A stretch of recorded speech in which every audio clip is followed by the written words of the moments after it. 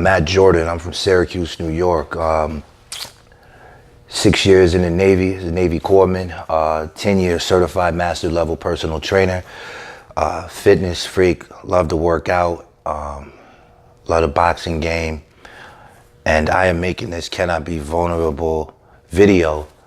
It's an opportunity to be vulnerable. I don't feel like brothers usually have a platform for that. My weakness, patience. Like, I know it's gonna be a reoccurring theme.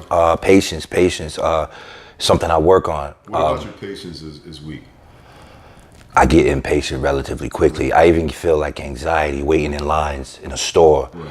Or, I mean, if you're in front of me in the store and you just gotta fumble through, I'm like, oh, this dude need to hurry up. Right. And then I have to catch myself. Like, yo, bro, chill. It's there are a billion other people in the world. Like, you're gonna get out the store. Right. You know what I mean? Yeah. So I think that anxiety plays along with the impatience.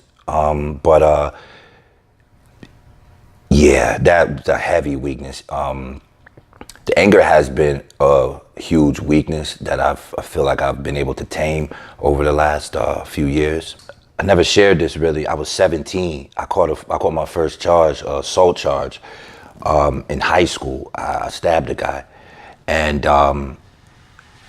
there was a younger kid on my track team who really looked up to me, and when you do something like that, you really don't, it's selfish. Right.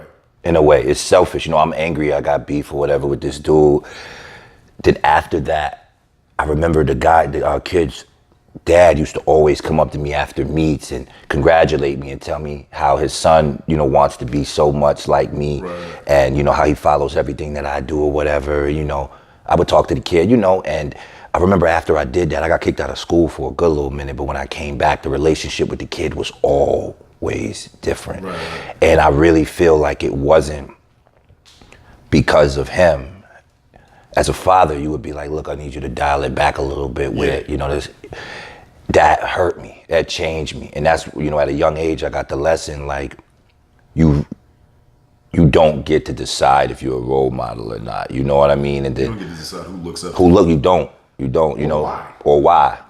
I participated on another television show you were aware of before, and I remember one day I got a message or an email from some young kid, and he was like, yo, I just like you, and I look up to you. You're like a big brother to me in my head. I'm like, damn, you got to be mindful all the time. Right. Never met him, you know what I mean? I never seen this kid, and God knows what he could or could not be doing right now based off of my past discrepancies or, something positive I may have done.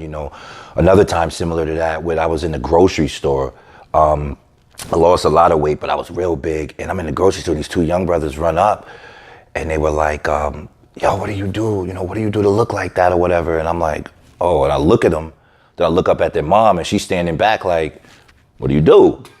Well, nigga. Yeah, word, like, well, what?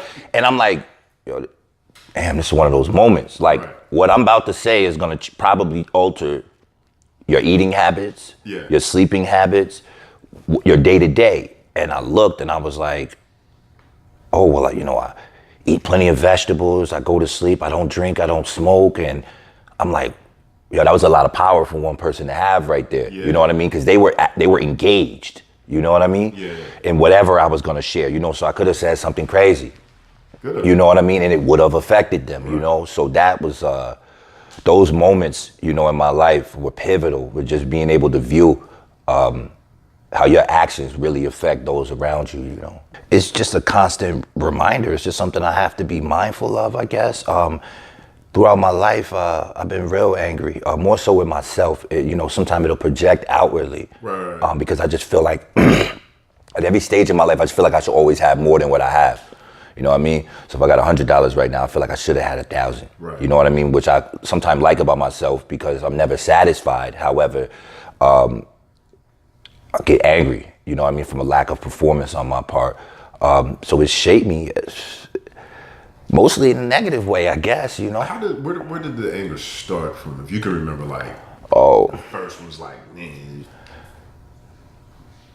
I really... Or did it stem from...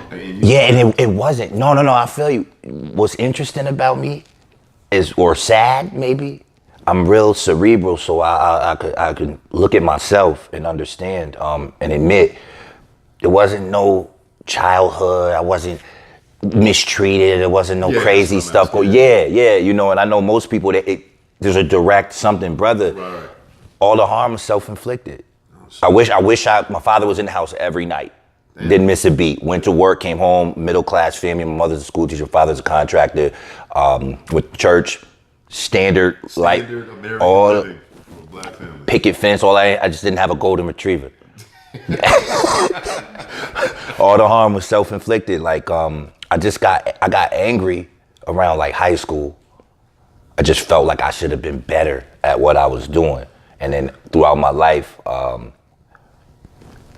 it's just me, yeah. It's just, whatever I've went through, I've always excelled, usually, at most things, or whether it was sports or the military, personal training, but whatever I have a tendency to only pat myself on the back real quick. And then I'm like, you could have did, or go back and say, man, you could have did, but you really didn't do. I can track. Yeah. It took me the longest to break 2 minutes in the 800. I don't know how familiar you are with track and field. I broke it and I just was like, man, that's not even all that. Right. Ain't even really all that fast. I've done that in track. You know. So whatever I do is just, you could have Did faster. But went better, went harder. Think that, though. Yeah, but what happens when that spills over into like personal relationships and everything with women? Yeah. I had the baddest chick and then be like, oh, she better. There's something else. You know what I mean? Which I feel like is low key. Oh, you been there? Yeah, it's like low key. That's like gluttony. Yeah, that's been an issue. Just maybe having to channel that. You know what I mean? Channeling that better towards something more constructive, and just looking at my behavior and like really taking a step back, looking at yourself, and analyzing the thoughts, words, and deeds. That's a huge issue with our culture, like especially when we're young. You know what I mean? 'Cause I feel like the brothers that's in this room right now, we could be like, no, I'm sorry, man. Yeah. This didn't happen. Woo, woo, woo. But when we're young, man, that's awful. But then our environments, though, too, at the same time, you kind of gotta fight sometimes. Or, when I did that to the guy, I got arrested, of course. And I remember, again, going back to like, you never know who you hurt when you do something like that. I remember getting arrested and I'll go to jail. I'm in there. That's the first time I'm ever in a situation like that. And they called me out and my parents were there. Yo, you know what it felt like when your mother won't even talk to you or look at you? You had that feeling before? My father, he a street dude, or was, and he was just like, you in a situation right now, look, it's what, your father got to give you that, mother wouldn't even look at me. And then I'm sitting in there, When she didn't look at you, sitting in that cell, how did you feel?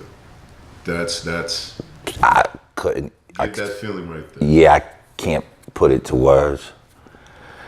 I can't even really put that. It's just awful, painful. It pulls something out of you, like damn, or ultimate sadness almost. Like she just would not even look at me. Like, and it wasn't like she was crying; her head was down. She would just be like, "She's going out of the way to purposely this," and I'm just like, that rocked me. I remember. It was on the news and I'm sitting there and the news is like critical condition. And then I wake up at like 3:00 in the morning and then they're like unknown condition. I'm like, yo, you done fuck around and kill this dude. Right. I had no idea really consciously what I was doing, You know what she said? She starts crying and she's like, yo, you left me. You left me though. Right. Cause I low key was kind of like still like, yeah, he stepped in me, so I did. And she like, now what am I gonna do, Matt? You left me. And I was like, yo. There's no thinking in that. You weren't thinking in that moment, I get that. But we really weren't thinking about the other people. Nobody else. It's selfish. It's very selfish, yeah. Those kind of actions are selfish. And then, not to mention, that brother had 2 or 3 siblings that went to the same school that we went to. Right. And then, we hear that all the time about taking somebody from them, like it would have spiraled out. You know, everybody suffers. Yeah. I'd have been in jail. He'd have been dead. But what about 6, 7, 8 other people, brothers and sisters, parents that, you know, would have suffered as a result of just my nonsense? Yeah. You know what I mean? Just my nonsense. And I feel like it was more me than him. Yeah. But yeah, man, it's real. If I could stop some of that from happening, I'd be a happy man. Yeah. You know what I mean? More of that, because I've definitely seen situations with young brothers and, you know, stepped in, like, you know, like, nah, I don't gotta be all that. We don't have to do that, you know? Well, Sometimes you wait for that, like as humans, it's like, oh, he has that issue. Okay, now I got a little bit more bravery, a little bit more heart to talk about that same thing, you know what I mean? So I have no problem being the spokesperson on, especially the violence, and just being extremely angry, but being able to blame myself really for a lot of the anger, you know? I'm a person that has embraced therapy. I found a really good therapist that I actually feel comfortable working with now.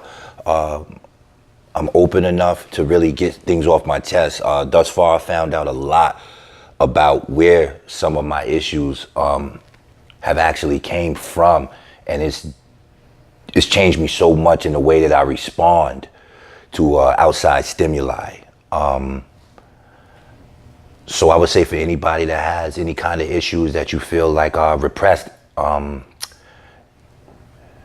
a therapist, or find somebody that you could just talk to seriously that you don't feel that you'll be judged by.